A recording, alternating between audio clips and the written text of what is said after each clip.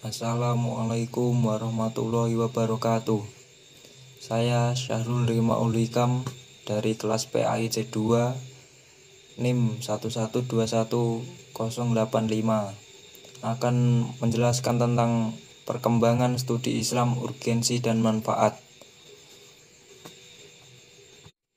Pada penjelasan kali ini, rumusan masalah dibagi menjadi 4 bagian, yaitu 1.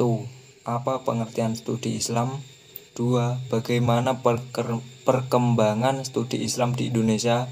3. Apa urgensi perkembangan studi Islam?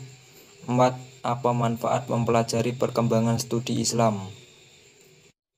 Tujuan penulisan di sini mengetahui pengertian studi Islam, mengetahui perkembangan studi Islam di Indonesia, mengetahui urgensi perkembangan studi Islam, mengetahui manfaat mempelajari perkembangan studi Islam. Pengertian studi Islam. Studi Islam secara etimologi merupakan terjemahan dari bahasa Arab dirasah Islamiyah. Sedangkan studi Islam di Barat dikenal dengan istilah Islamic Studies. Maka studi Islam secara harfiah adalah kajian mengenai hal-hal yang berkaitan dengan Islam. Jadi segala sesuatu yang mempelajari tentang studi Islam, yang berkaitan dengan studi Islam adalah merupakan pengertian studi Islam.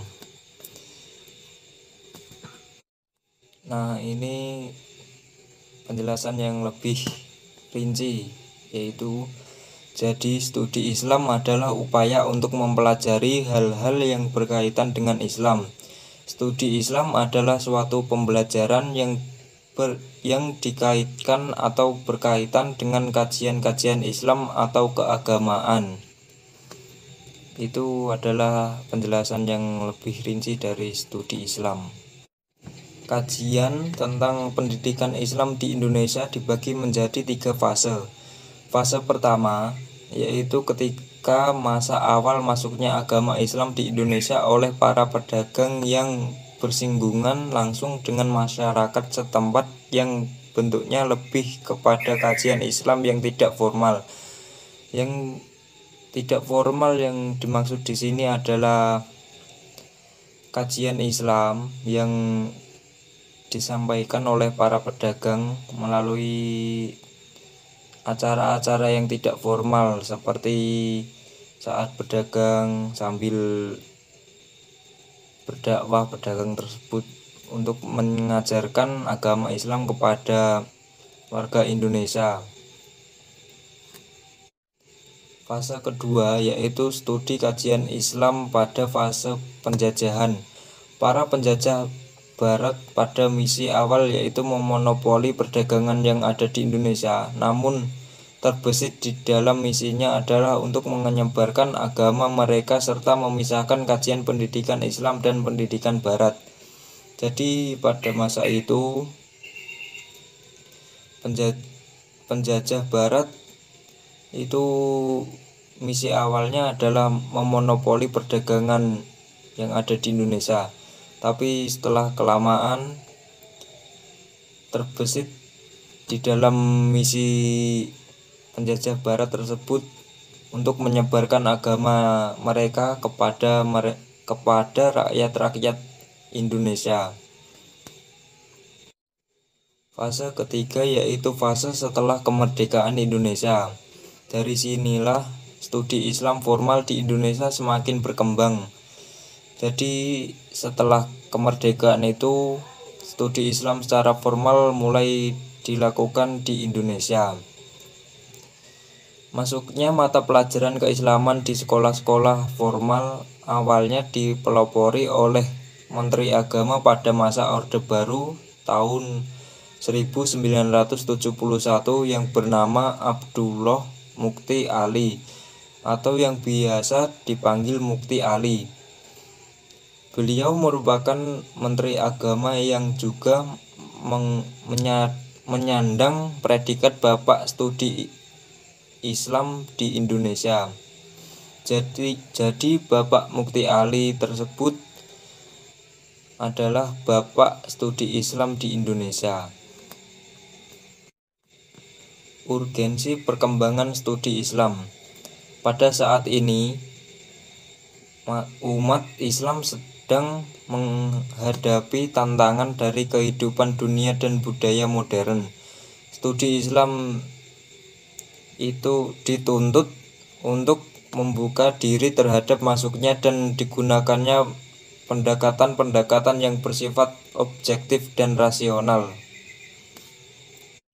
Jadi yang dimaksud dengan pendekatan yang bersifat objektif dan rasional di sini adalah sesuatu yang dapat diterima atau dipikirkan akal atau logika seseorang.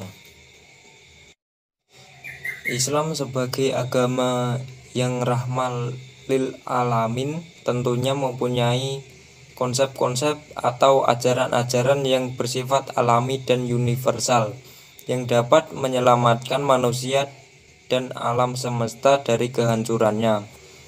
Jadi ajaran Islam yang bersifat alami dan universal itu maksudnya adalah ajaran yang dapat diterima oleh semua makhluk tanpa terkecuali untuk mengajarkan kebenaran dan menghindari dari kehancuran alam semesta ini.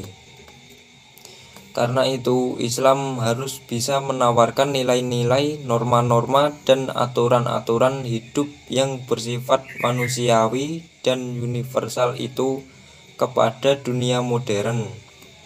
Contoh seperti di era modern ini, studi Islam diharapkan dapat mengarah dan bertujuan untuk mengadakan usaha-usaha pembaharuan dan pemikiran kembali ajaran-ajaran Islam.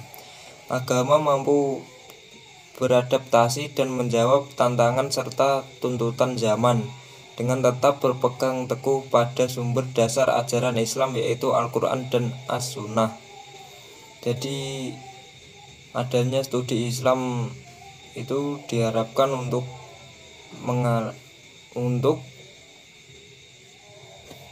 pembaruan dan pemikiran kembali ajaran Islam agar mampu beradaptasi, menjawab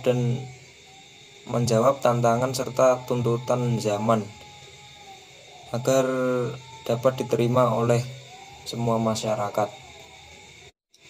Manfaat mempelajari studi Islam.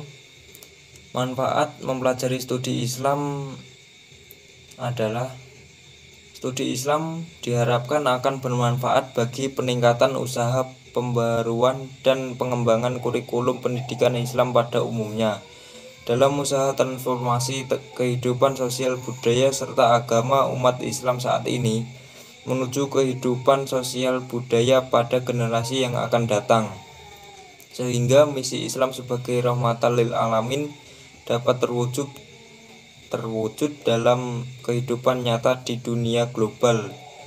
Walaupun sudah ganti generasi tapi tetap studi Islam diharapkan tetap bermanfaat bagi peningkatan usaha dan pengembangan kurikulum pendidikan Islam di Indonesia.